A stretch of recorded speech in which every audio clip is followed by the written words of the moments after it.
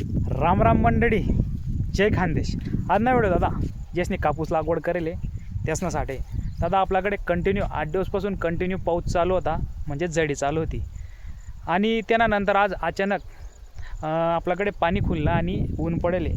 तर ज्यासनी बी कापूस लागवड करेल असेल दादा, तर आपला कापूस पीक मग एक रोग द्या का माहीस. त्या रोगनं नाव आहे आकस्मिक मर रोग. हा रोग आहे दादा 2 प्रकारमुळे वस. जर आपला वारमा एक्स्ट्रा पाणी तुमेल असेल तर त्यामुळे बी वस, म्हणजे एकदम पाणी तुमेले त्यामुळे वस, किंवा कंटिन्यू 8-10 दिवस पाणी चालू असल्यामुळे आणि एकदम अचानक ऊन पडणं आणि त्यामुळे हा रोग वस. म्हणजे जर पिकसले अन्नद्रव्य या भेटत नसल्यामुळे हा आकस्मिक मर रोग होतो. तर दादा हा रोग ओळखा ना कसा.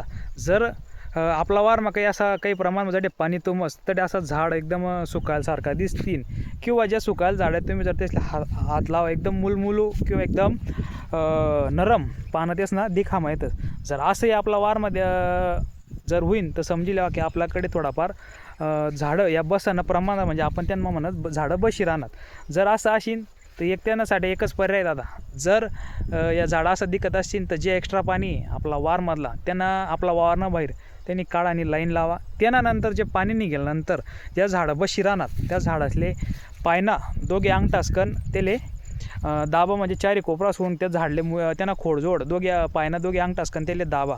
त्यानंतर दादा एक ह्युमिक 98% ह्युमिक, एक 1261 आणि बुरशीनाशक कुठले इल्या त्यांना द्रावण करीसन 15 लिटर पंपामा प्रत्येक झाडले 100 ml पाणी त्यांनी ड्रिंचिंग करतात. आता 9 चोलगोली 100 ml प्रत्येक झाडपा ते पाणी टाकी द्या, जेणेकरून जे होणारं आपलं नुकसान आहे ते आपला कंट्रोलमा राहील आणि जे होणारं आपलं नुकसान राहील ते आपला कंट्रोलमा राहील.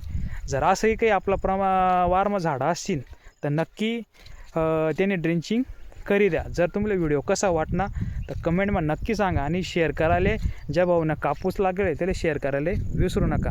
भेटूत नक्की पुढल्या व्हिडिओमा. तोपर्यंत जय जवान जय किसान.